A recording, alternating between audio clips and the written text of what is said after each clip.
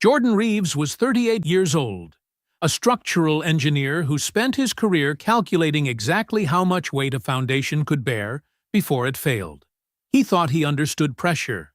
He thought he understood loyalty. He had been a faithful husband for 6 years. The man who fixed things without being asked, remembered everything without being thanked, and loved a woman who had quietly stopped deserving it long before he knew. Then, one Thursday evening, he came home early with flowers and a bottle of wine, opened his own front door, and had his life dismantled in under 10 minutes. His wife stood in the living room, certain and immovable, accusing him of getting her younger sister pregnant. Her sister sat on the couch and let the lie breathe. Desiree told him to get out. His things would be in trash bags on the porch by morning, and if he wasn't gone in 10 minutes, she would call the police and let the neighbors watch. Jordan picked up his laptop bag. He picked up his keys, and on his way out through the kitchen, he saw something on that counter that changed everything. A single text message that told him exactly what this really was. He didn't say a word. He walked out his own back door into the dark. 6 months later, Desiree called him 84 times in 72 hours. He didn't answer once, and what he had been doing in that silence would cost her everything. Before we jump into the story, comment where in the world you are watching from and subscribe, because tomorrow's story is one you need to hear. The blueprints were spread across the kitchen counter the way Jordan liked them, flat, clean, held at the corners by a coffee mug, a stapler, a folded dish towel, and his left elbow. The house was dark except for the work lamp he'd clipped to the cabinet above him, throwing a tight circle of yellow light over the pages. Outside, the sky was the deep blue-black of 5 in the morning, the kind of dark that felt private. Like the world hadn't started yet. His coffee had gone cold. He knew without touching it. He always let the first cup go cold. It was a habit Desiree teased him about in the early years. Jordan, you make a full pot, and then you just forget about it. But the teasing had stopped somewhere around year 4, around the same time she stopped asking what he was working on. He picked up the mug anyway, took a sip, set it back down. The blueprints were for a loading dock expansion at a distribution center 2 counties over. Routine work, technically speaking, but Jordan did not do routine. He did thorough. There was a section on the east wall where the soil composition report made him uneasy. Nothing the numbers flagged officially, but something in how the figures sat together. A feeling he'd learned to trust over 15 years of looking at structures, finding the places where they wanted to fail before they actually did. He circled it in pencil. Light. Precise. Then he made a note in the margin, in his small, even handwriting, revisit load distribution. East anchor points. The house around him was still and immaculate. Not in the staged, magazine spread way, in the real way. The way a place looks when someone actually takes care of it. The cabinet hinge he'd replaced last month hung perfectly level. The grout in the kitchen tile was clean because he resealed it every spring without putting it on a list or waiting for someone to notice it needed doing. The drawer that used to stick, the one with the takeout menus and the batteries and the inexplicable collection of rubber bands, glided open smooth and easy now because he'd planned the edge down on a Saturday in October while Desiree was at brunch. She never mentioned it. He didn't need her to. 6 years of marriage had taught Jordan that love, real love, was mostly just sustained attention. It was remembering that she liked the heat in the car turned up before she got in, not after. It was knowing her dental cleaning was the second Thursday of every other month and texting her a reminder the night before. It was fixing the drawer because the drawer was broken, not because he expected a thank you. He had always believed this. He still believed it. He just noticed, lately, that the attention mostly moved in one direction. He heard her before he saw her. The particular rhythm of Desiree's heels on the upper hallway, the sound he'd woken up to for 6 years and could identify in his sleep. She came downstairs in a charcoal blazer and dark slacks, her natural hair pinned up in the way that meant she had an early meeting. Her phone was already in her hand. Her eyes were on the screen. She was beautiful. She had always been beautiful. Jordan watched her cross the kitchen toward the coffee maker with the same quiet attention he gave everything, and felt, not for the first time, like a piece of furniture she was navigating around. "Morning," he said. She pulled a travel mug from the cabinet he'd fixed. "You want eggs? I've got time." She was already pouring. "I'll grab something. There's that place on Clement that opened last month. You said you wanted to—" Jordan. Not unkind, not cruel, just finished. "I have a 7:30. She snapped the lid onto the travel mug. She picked up her bag from the counter where she'd left it the night before, keys already in hand. She checked her phone one more time. And then she was moving toward the front door, and Jordan was still at the counter with cold coffee and a circled section of blueprints, and the door opened and closed with the quiet, final click of a well-maintained latch. No kiss. He noted this the way he noted the soil report. Quietly, without drama, filed it in the place where he had been filing things for the better part of a year, a drawer inside himself that was getting full. He thought about Priya. She'd been at the house 3 times in the last 2 months, which was more than the entire previous year combined. Each time she arrived carrying the look of someone who was afraid of something specific. Not anxious in the general way Priya sometimes was, but braced, the way a person looks when they are waiting for a thing they know is coming. He had asked Desiree about it twice. Once in bed on a Sunday. Once over dinner on a Wednesday. Both times, she'd changed the subject so smoothly he almost hadn't noticed. Almost. Jordan rolled the blueprints, slid them into his work bag, and rinsed his mug in the sink. He turned off the work lamp. He picked up his keys from the hook by the back hallway, the hook he'd installed himself, at exactly the height that made sense. He walked to the front door, unlocked it from the inside, stepped out into the cold morning air, and locked it behind him with the quiet, practiced click of a man who had built a life he intended to keep. The bonus came through at 2:47 in the afternoon. Jordan was at his desk reviewing the revised load calculations for the distribution center when the email landed. A single paragraph from the firm's managing partner, direct and unhurried, the way good news tends to arrive when it isn't performing. The number was bigger than he expected. Not life-changing, but real. The kind of real that made a person want to mark the day somehow. He shut his laptop at 3. Left the office while the afternoon light was still gold. He stopped at the flower shop on Briar First, the one run by the older Vietnamese woman who always wrapped the stems in brown paper and brown twine, never plastic. He chose Desiree's favorites, deep burgundy dahlias with a few sprigs of eucalyptus tucked in at the edges. The smell of them filled his car on the drive over to the wine shop. Something green and soft and alive. The wine shop was 2 blocks from their house. He knew the bottle without looking it up. A burgundy she'd ordered twice at dinner, once on their 4th anniversary, and once at her company's holiday party when she didn't know he was watching her face when she tasted it. He'd remembered the label. He always remembered. He drove the 2 blocks home feeling something he hadn't felt in a while. Hopeful. Not dramatically, just quietly hopeful, the way a man feels when he decides to try again. He pulled into the driveway, gathered the flowers and the wine, and pushed through the front door. The house hit him wrong before he understood why. Priya was on the couch. That was the first thing. She was hunched forward with her arms crossed over her midsection, her face red and swollen in the way that meant she had been crying hard. And for a long time. Her mascara had tracked down both cheeks and dried there. She did not look up when the door opened. Desiree was standing.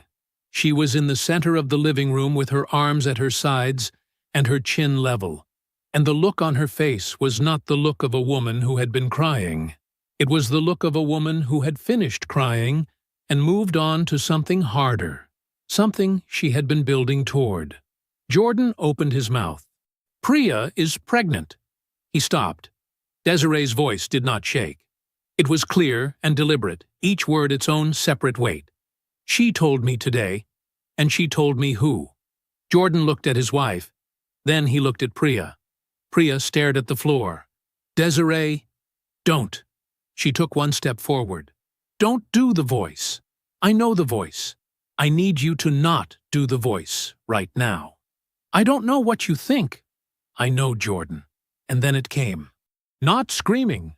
Worse than screaming.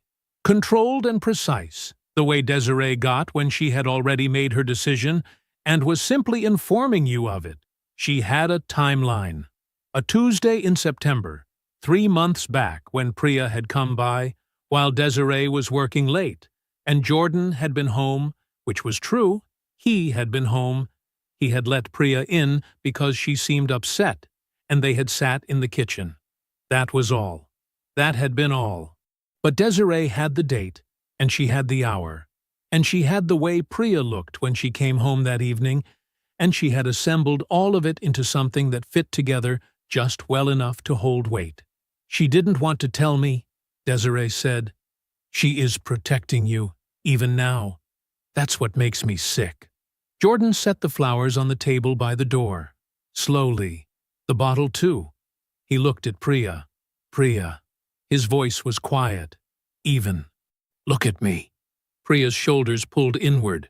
"Look at me and tell me the truth." Her face crumpled. A sound came out of her. Not words, just something broken and shapeless. And the tears started again, and she pressed both hands over her eyes, and she did not look up. She did not say yes. She did not say no. Desiree moved between them. "You need to leave this house." "Desiree, I have not.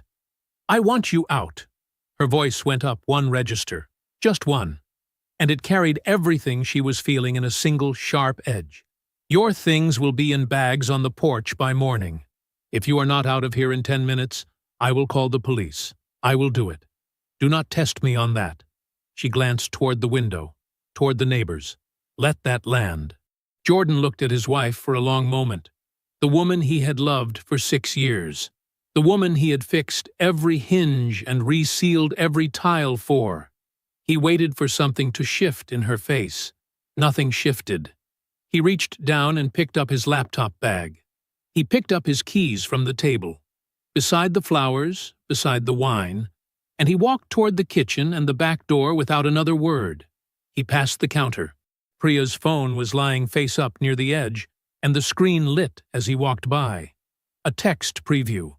A contact saved as nothing but a single letter. B. The words were brief. "Did you tell her it was him? Does she believe it?" Jordan read it in 3 seconds. He did not stop walking.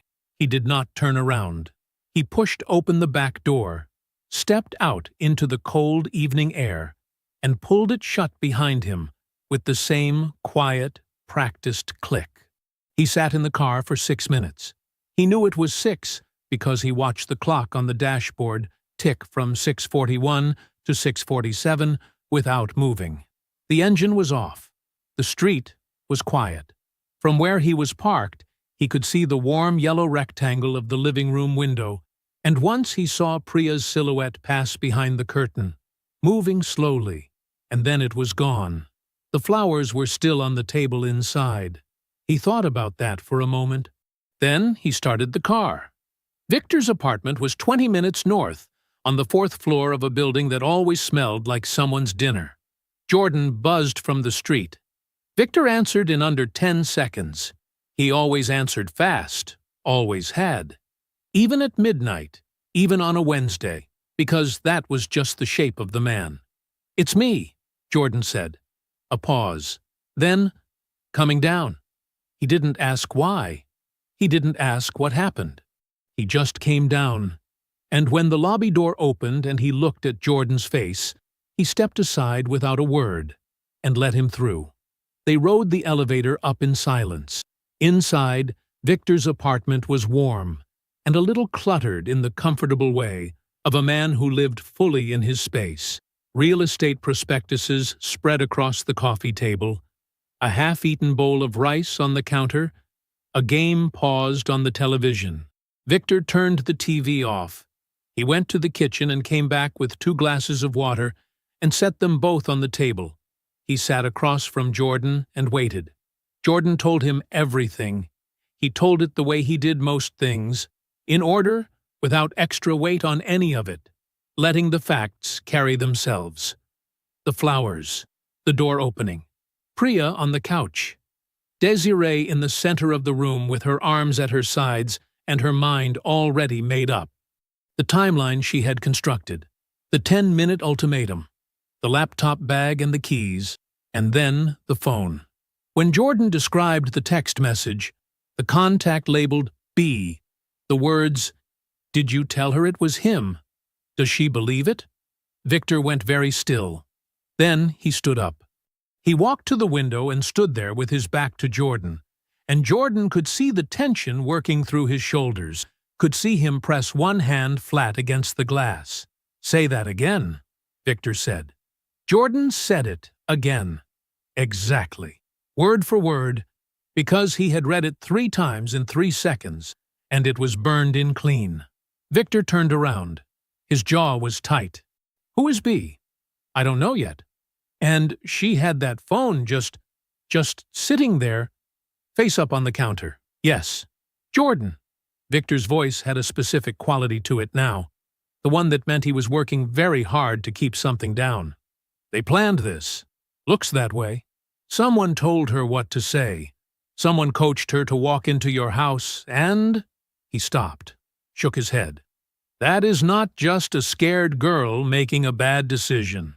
That is a setup." "Yes," Jordan said simply. "It is." Victor waited for something more, for the anger to arrive, the heat, the collapse. That was what the moment seemed to call for. But Jordan just sat there on the couch, with his hands loose in his lap, his expression steady and low-lit and private, like a room where the lights had been turned down but not off. That, Victor would later say, was when he understood that Jordan was not broken. He was loading. "What do you need?" Victor asked. "A number. Family law attorney. Someone good." Victor was already reaching for his phone. "I know a guy who used a woman in Midtown. Said she was a surgeon. See if you can get her contact information." "Tonight?" "Tonight." Victor made 2 calls. By 9:30, Jordan had a name, Sandra Okafor, Okafor Family Law, and a consultation scheduled for 8 o'clock the following morning. One of the firm's senior associates answered the after-hours line and didn't sound put out by it at all, which Jordan took as a good sign. He did not call Desiree. He did not text. He did not pull up her contact and sit there with his thumb hovering over it. He did not open any of their shared accounts, or go on social media, or call her mother, or do any of the things a man in pieces might do. He borrowed a pillow and a blanket from Victor's hall closet. He took off his shoes and lay down on the couch, on top of the blanket rather than under it, staring up at the ceiling while Victor moved quietly in the other room, getting ready for bed. The ceiling had a small water stain near the light fixture. Jordan looked at it for a long time. He was not grieving. Not yet. That would come, he suspected. The grief was real, and it would find him. But right now, his mind was doing what it always did under pressure. It was looking at the structure, finding the load-bearing points, identifying what needed to be reinforced, and what had already failed. He was still working through it when the phone on the coffee table lit up. Desiree. He watched the screen glow, watched it pulse with the incoming call. Her name, her contact photo, her voice waiting on the other end. He did not reach for it. The screen went dark. He set it face down on the coffee table with one hand, carefully, like setting a tool aside after the job is done. The attorney's office was on the 11th floor of a glass building downtown, clean and spare, with a view of the street below, and 2 chairs positioned across from a wide oak desk. Jordan arrived at 7:52. He sat in the waiting area and did not look at his phone. Sandra Okafor's associate had given him the wrong name on the phone the night before. The attorney who came through the side door at 7:59 was a compact woman in her mid-40s with close-cropped natural hair and reading glasses pushed up on her forehead. Her nameplate read, Evelyn Park. "Mr. Reeves," she said, and shook his hand with the grip of someone who did not waste time establishing her. "Come in." She closed the door behind them. She sat. She opened a legal pad. She looked at him over the top of it and said, "Tell me everything. Start from the beginning, and don't leave anything out." So he did. He told it the same way he had told Victor the night before, in order, without drama, letting each fact sit on its own. The marriage, the 6 years, the way things had been lately, Priya's visits, her frightened energy, the twice he had asked Desiree about it and been redirected both times. He told her about the flowers and the wine and the front door opening onto chaos.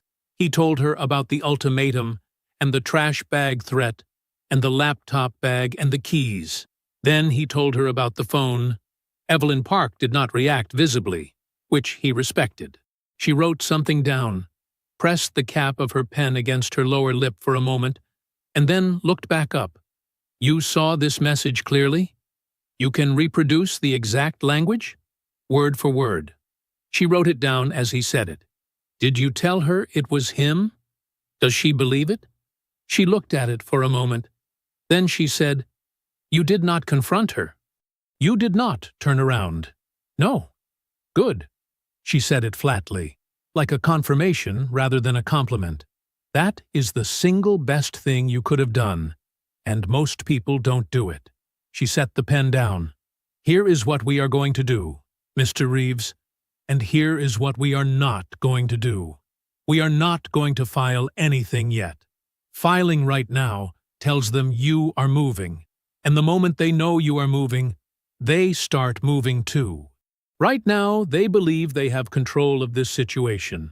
We are going to let them keep believing that." Jordan nodded. "You are going to document everything. Dates, times, events, anything relevant. Written log, kept somewhere only you can access. You are going to separate your finances today.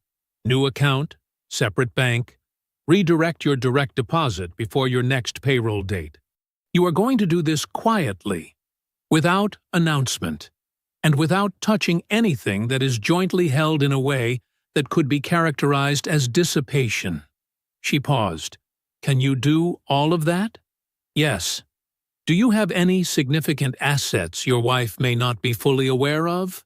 Jordan looked at her steadily. "Yes," he said. "That's actually the next thing I need to tell you about."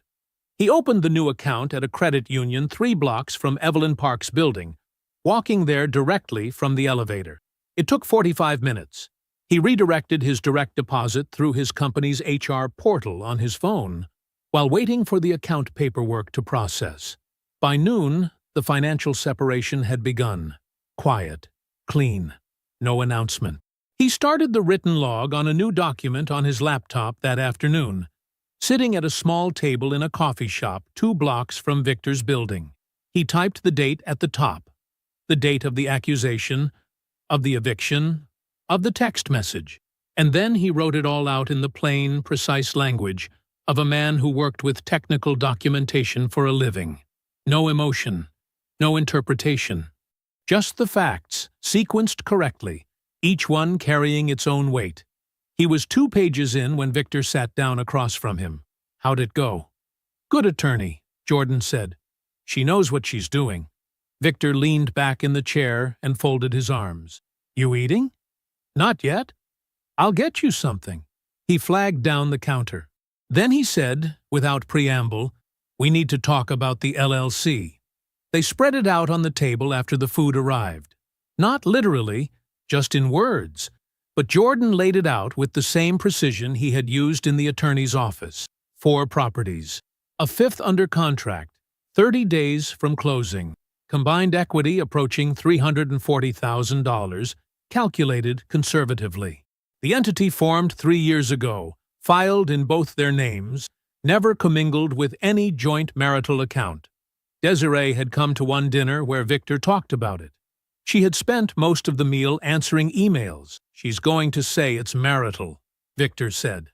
"She's going to try," Jordan said. "Evelyn says the formation date matters. It predates the marriage by a year." Victor nodded slowly. He was quiet for a moment, turning his fork over in his hand.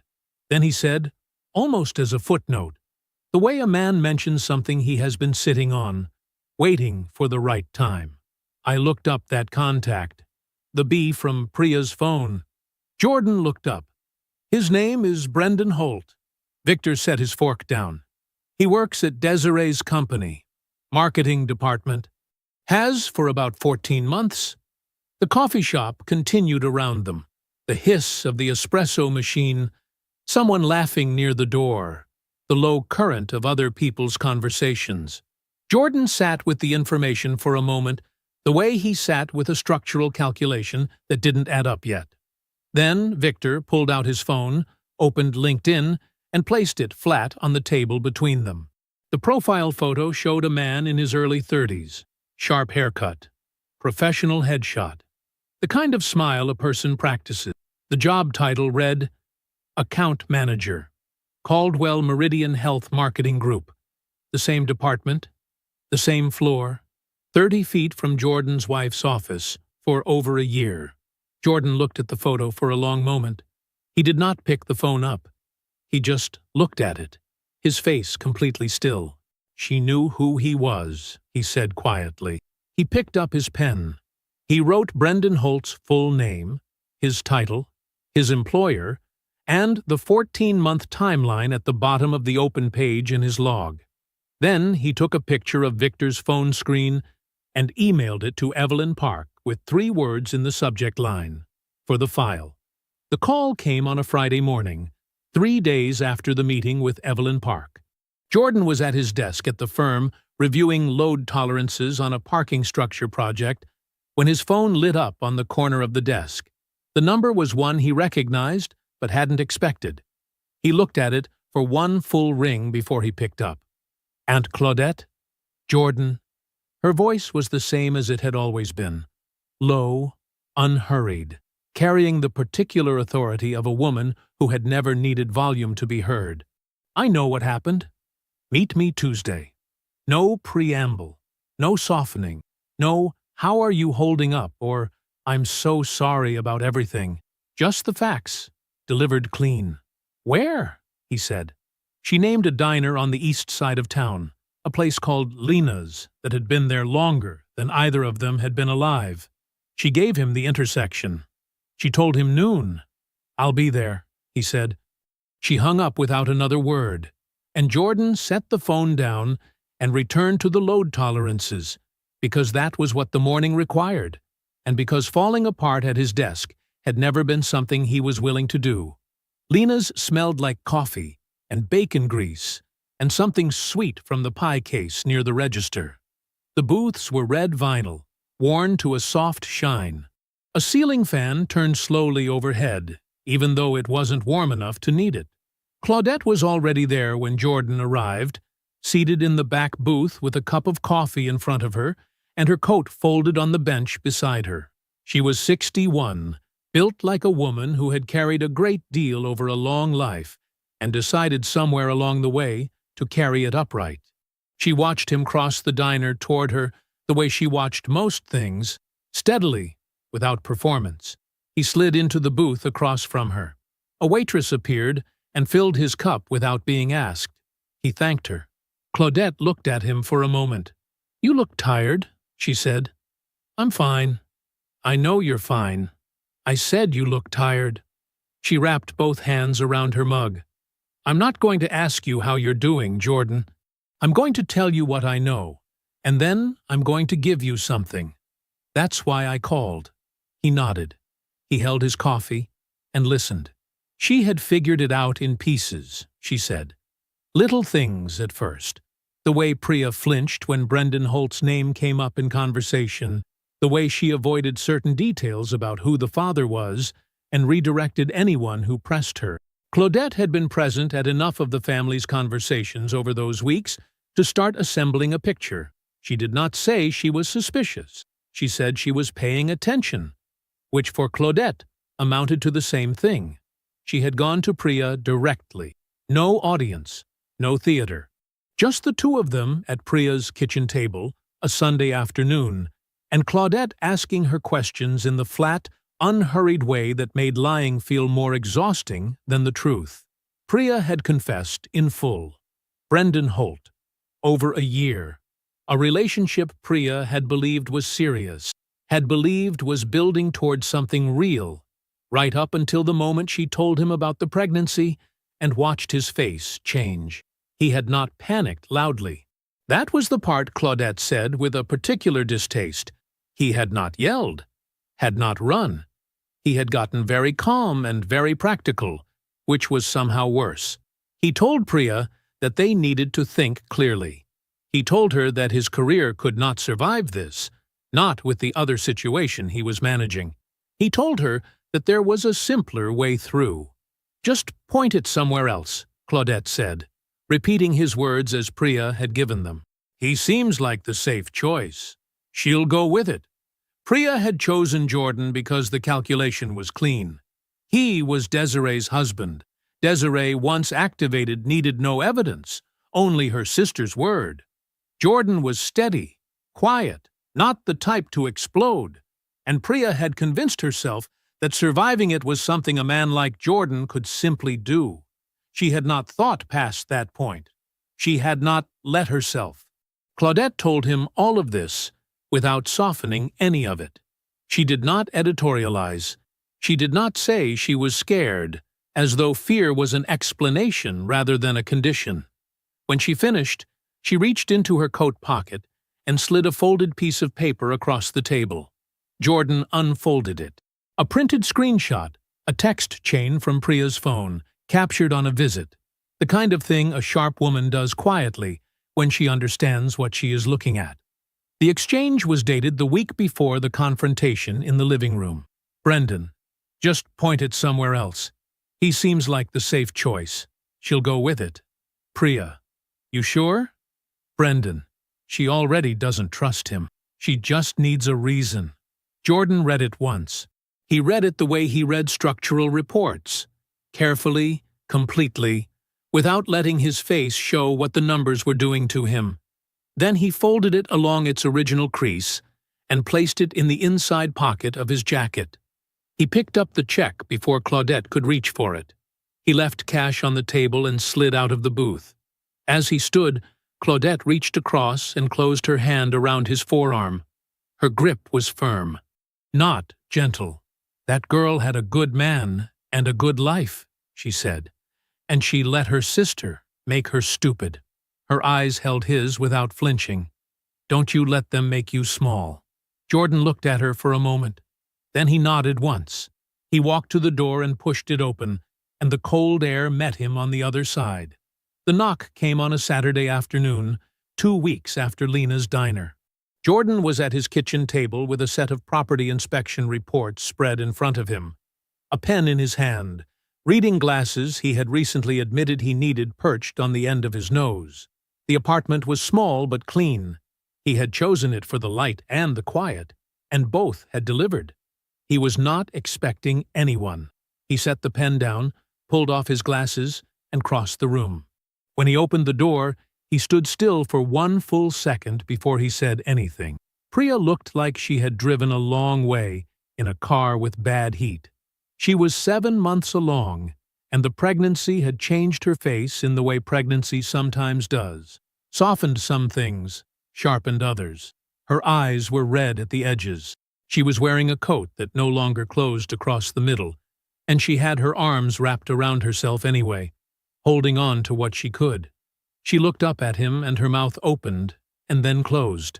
Jordan, she finally said. Her voice was thin. I need to talk to you.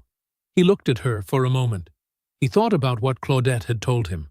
He thought about Brendan's text message folded inside his jacket pocket, now in an envelope inside his attorney's office.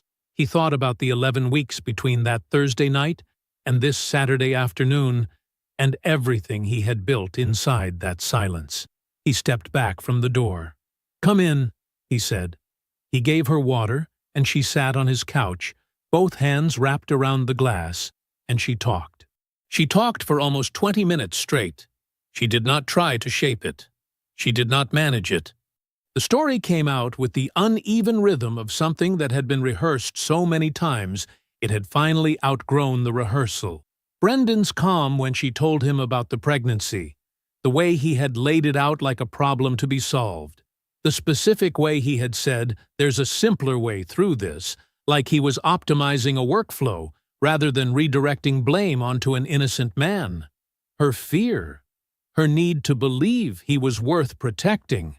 The calculation she had made, and she used the word calculation, which Jordan noticed, that Jordan was steady enough, stable enough, that he could absorb it, that Desiree's anger would eventually burn through, that the truth would surface on its own before anything became permanent.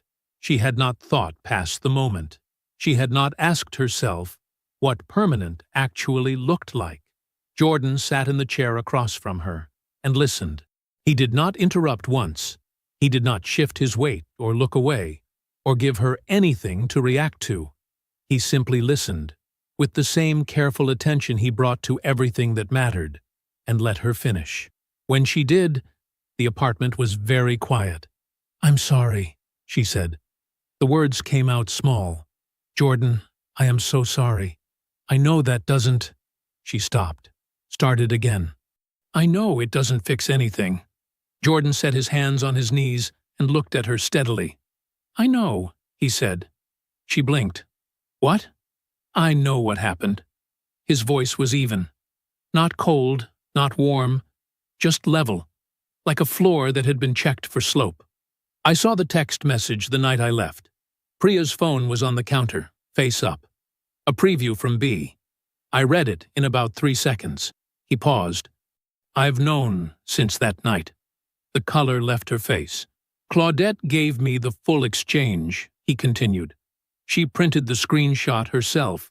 My attorney has a copy. She also has the documentation I started building the next morning. The timeline, the financials, everything. He let that settle. I have been 3 steps ahead of this conversation since October." Priya stared at him. The glass in her hands had gone still. "You knew." Her voice was barely above a whisper. "I knew." Something cracked open in her expression then.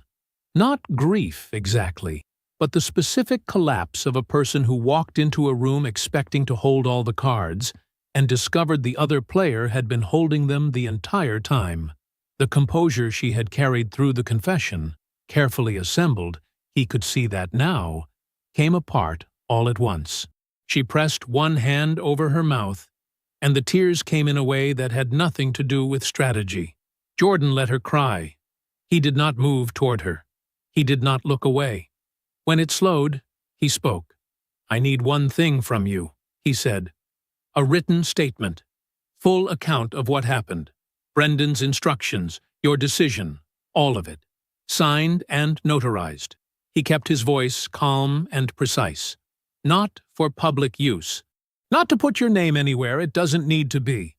My attorney holds it. If Desiree contests the asset division or makes any further claims against my character, it becomes relevant.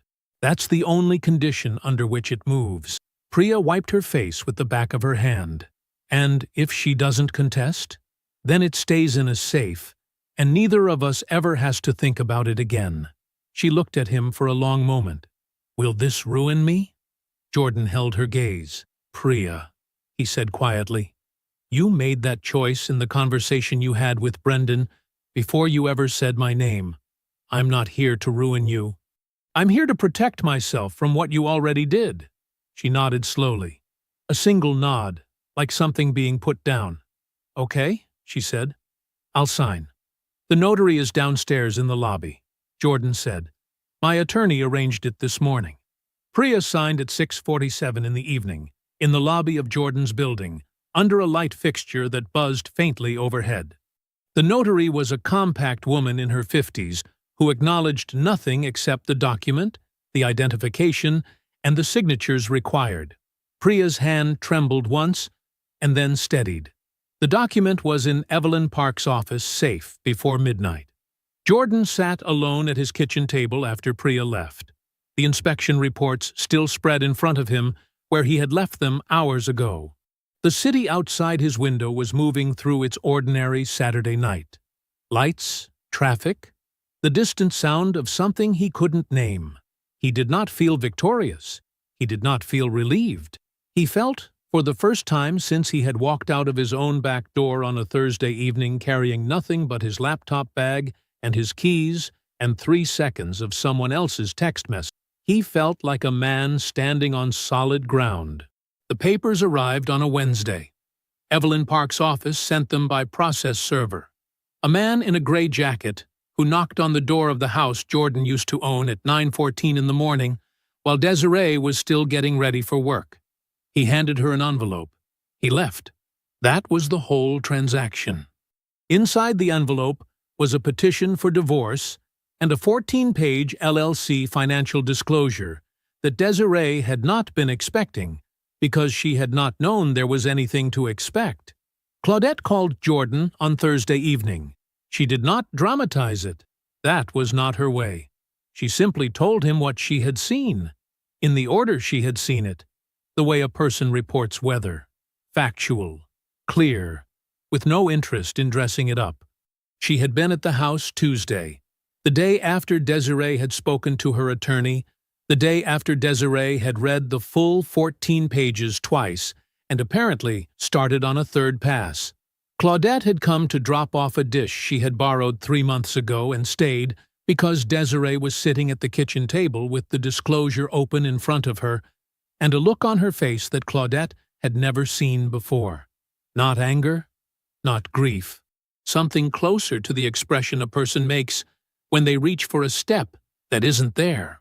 She kept saying she knew about the LLC, Claudette told Jordan.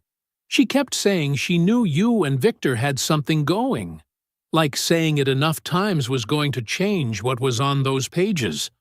Jordan said nothing. He was at his kitchen table, the same inspection reports from Saturday still nearby, now annotated in the margins in his tight, careful handwriting. Her attorney told her she can't contest it, Claudette continued. Entity predates the marriage by a year.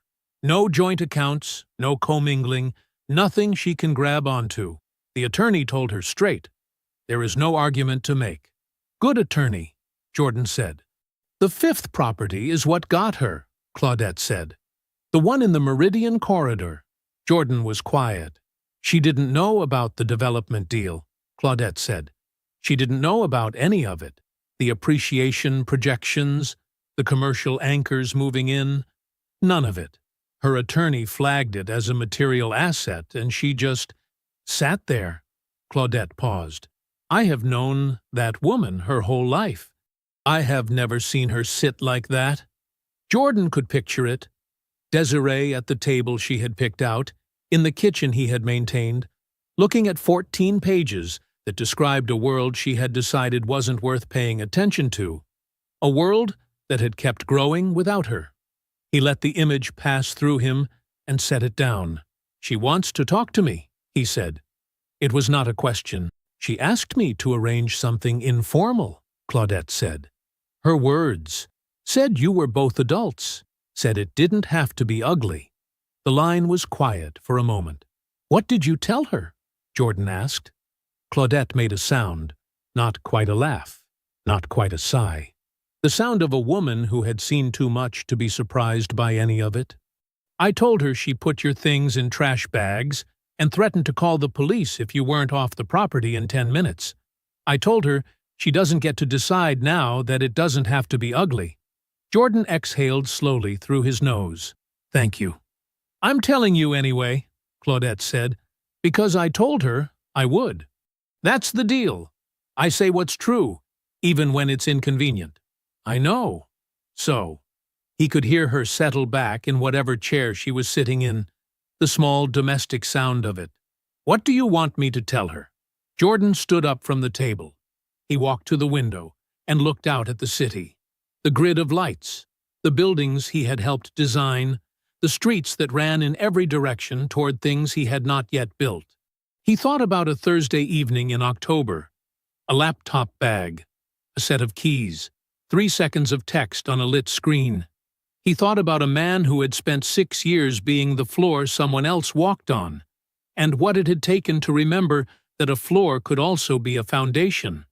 He thought about Evelyn Park's office, and the document in the safe, and the 5th property in the Meridian corridor, and Victor's voice running numbers over the phone at 11 o'clock on a Tuesday night, like the numbers were the most exciting thing in the world, because they were.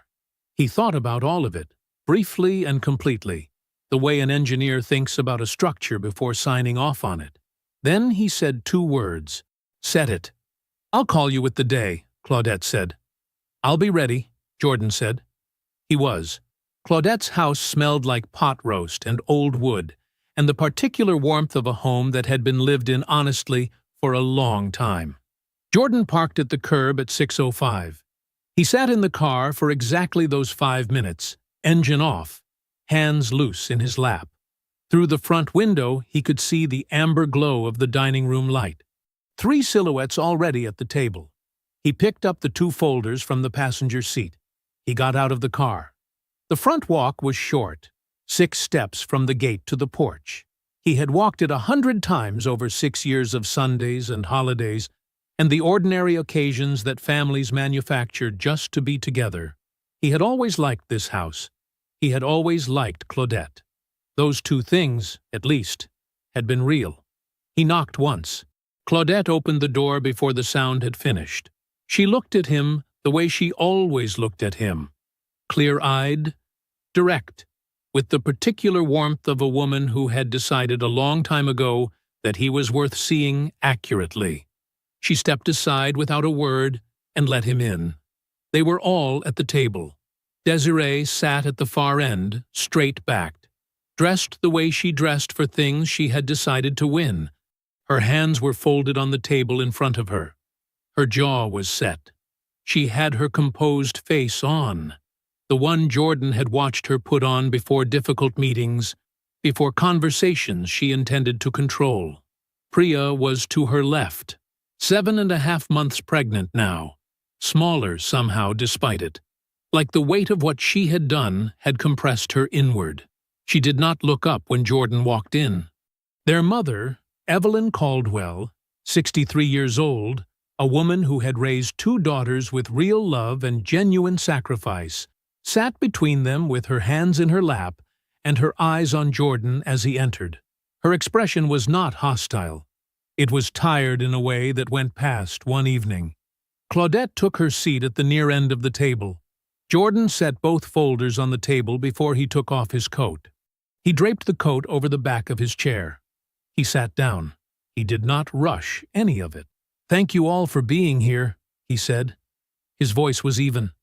Conversational, almost. "I'll keep this straightforward." He opened the first folder. He did not editorialize. He did not perform. He was an engineer presenting a structure. Every piece placed where it would bear the most weight.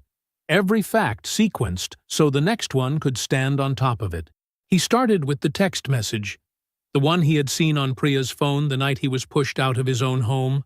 He had written it out, word for word, from memory, the night he stayed at Victor's, and he read it aloud now the same way he had written it. Flat.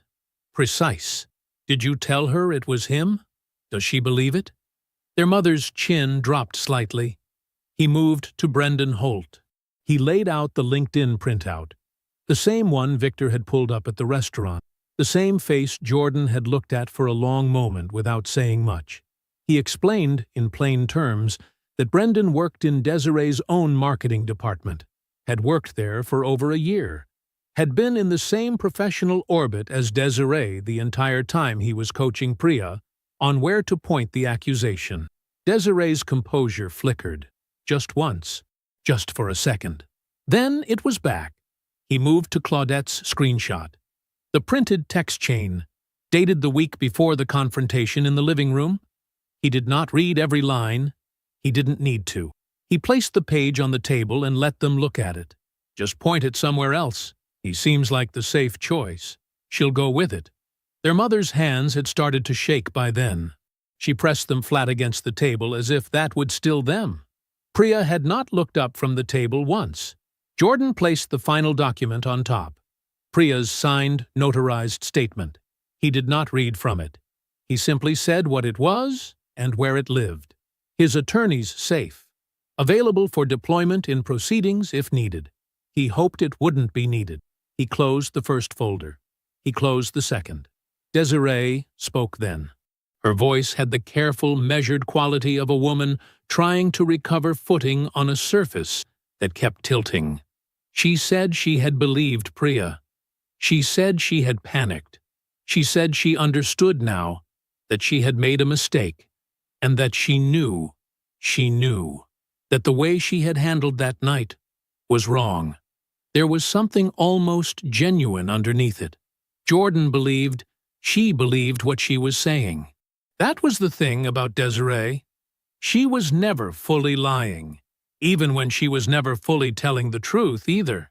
He let her finish, every word. Then he said, "You put my things in trash bags.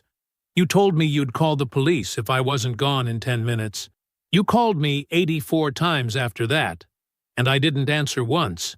He paused. "That was me giving you the same consideration you gave me that night." The room was completely silent. Jordan stood. He picked up both folders. He looked at Claudette and said, "Thank you. For your table. For your honesty. For your decency." He meant all three things separately, and she knew it. He put on his coat. He did not say goodbye to Desiree. He did not say anything else to Priya. He did not linger. He walked to the front door, not the back, opened it, and stepped out into the cool evening air. The walk back to his car was 6 steps. He took them without hurrying. He got in, he started the engine. He pulled away from the curb and drove home. The divorce moved the way Jordan had always known it would. Not dramatically. Not with the kind of noise Desiree had always been so comfortable making. It moved the way real things move when the foundation is solid, steadily, and in one direction. Evelyn Park called Jordan on a Wednesday morning, 10 days after the Sunday dinner. "Their attorney is not contesting the LLC," she said. "The entity predates the marriage by 14 months. No commingling, no joint filings. There is nothing for them to grab onto." Jordan was at his desk at work. He had a set of load calculations open on his screen. He looked at them while Evelyn talked. Desiree would walk away with the joint savings account just under $19,000. She would take the equity she could document from the house. She would keep her car. These were not nothing. Desiree was not a woman who would be left with nothing, and Jordan had never wanted that. He had simply wanted what was his. He kept the LLC. All 5 properties, including the one under contract in the corridor he and Victor had identified 2 years ago, before anyone else was paying attention. He kept his pension untouched. And the divorce record, the official, legal, documented record, would reflect exactly what had happened. A husband who had been falsely accused. A husband who had documentation proving it. He thanked Evelyn. He hung up. He went back to his calculations. Brendan Holt came apart the way men like him always do. Not in one clean break, but in a series of small collapses that accelerated once the first one started. Priya's attorney had initiated the paternity process within 2 weeks of the Sunday dinner. Brendan did not fight it. Fighting it would have required a public position, and Brendan had never been a man who could hold a public position under actual pressure. The legal establishment of paternity took 6 weeks. Child support was calculated on his income and was not a small number. The other woman, the one who had existed in parallel to Priya for most of the past year, found out the complete timeline through means that Brendan later could not fully reconstruct. She was gone before he had time to frame an explanation. Victor had one conversation. Just one. A mutual contact at Desiree's company Someone Victor had known through the professional circuit for years asked Victor over lunch how Jordan was doing given everything. Victor told him, factually, without performance or embellishment.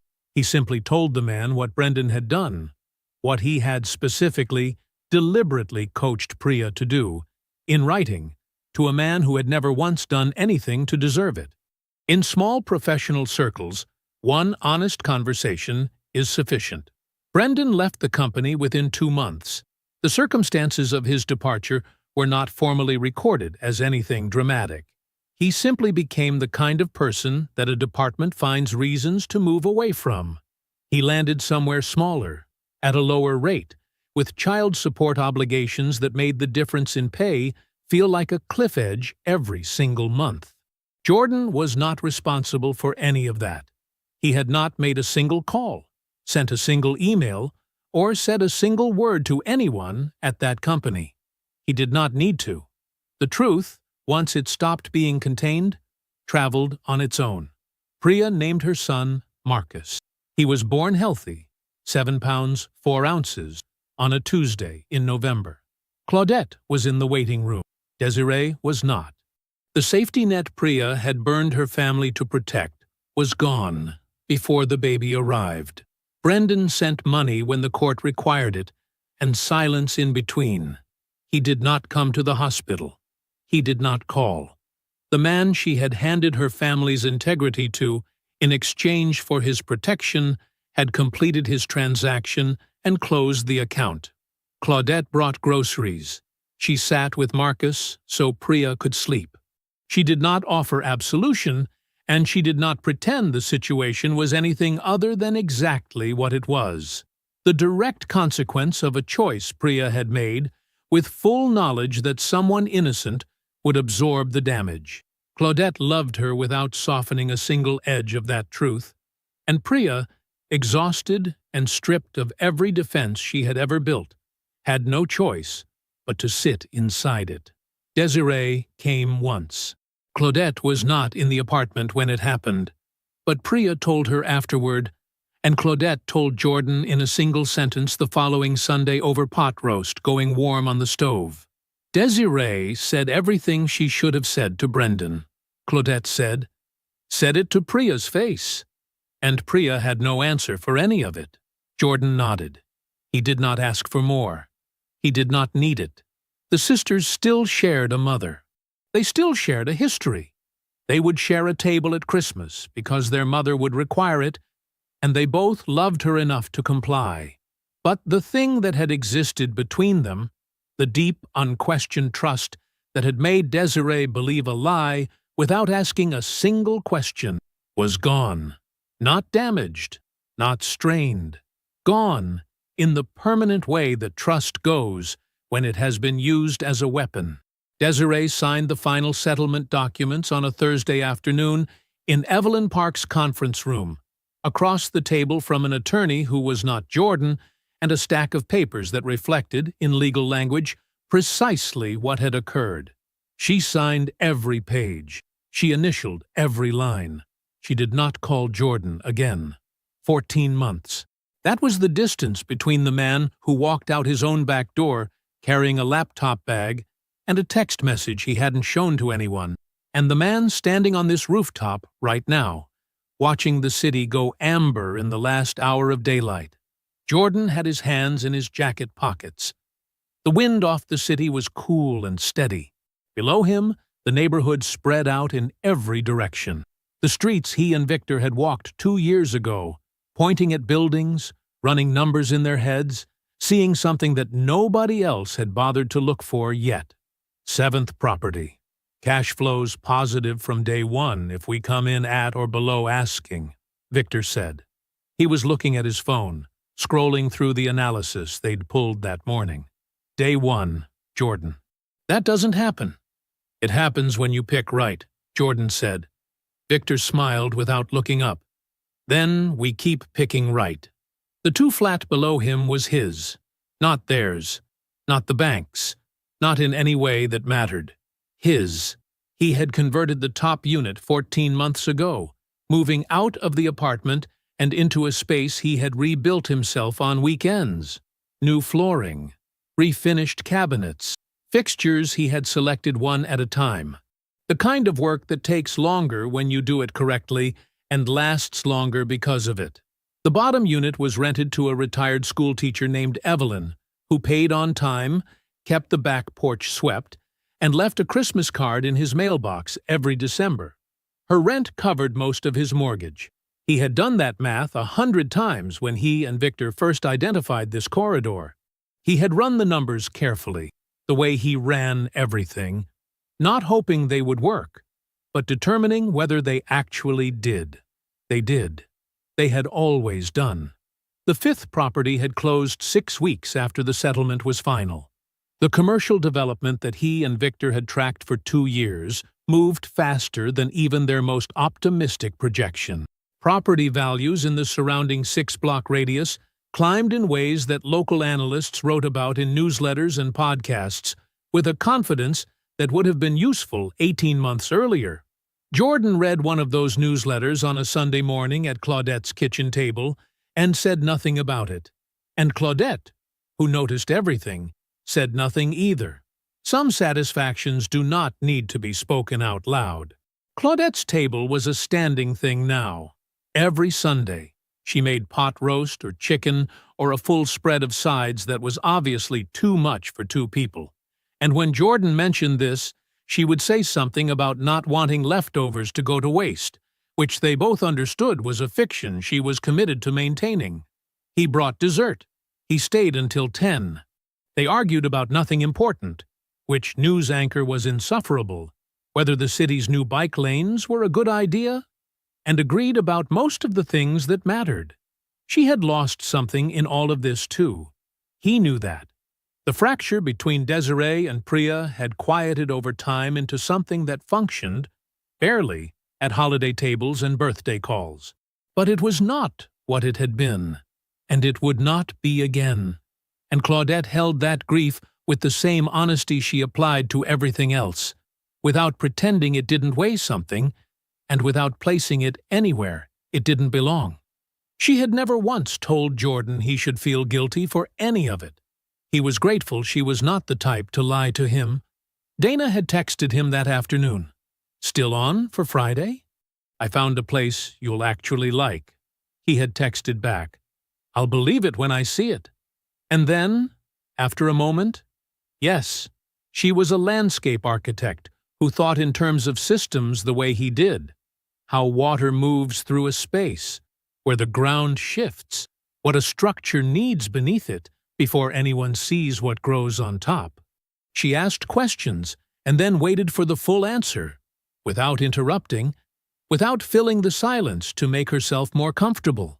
She had never once needed him to fold himself smaller so she could take up more room. He was not rushing anything. He was not afraid of anything. He was holding it the same way he held everything that mattered, carefully and with both hands. The light was going now, the amber deepening toward something darker at the edges of the skyline. Victor had moved from the 7th property to an 8th he claimed he wasn't seriously considering, which meant he was seriously considering it. And Jordan was half listening, half watching the last of the day press itself flat against the tops of buildings he knew by name. He thought about the man who had stood in his own kitchen on a Tuesday morning, reviewing blueprints with cold coffee beside him, filing things away in a quiet internal drawer he had been filling for months without knowing what it was he was saving for. He thought about the back door. He thought about 3 seconds and a lit phone screen and a sentence that became the foundation of everything that came after it.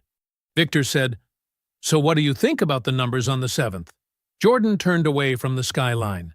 He looked at Victor's phone, at the columns of figures waiting there, clean and real and entirely his. "Show me the comps again," he said. "I hope you enjoyed that one. Be sure to like the video and subscribe so you don't miss the next story. I've picked out 2 more for you that I think you'll really like.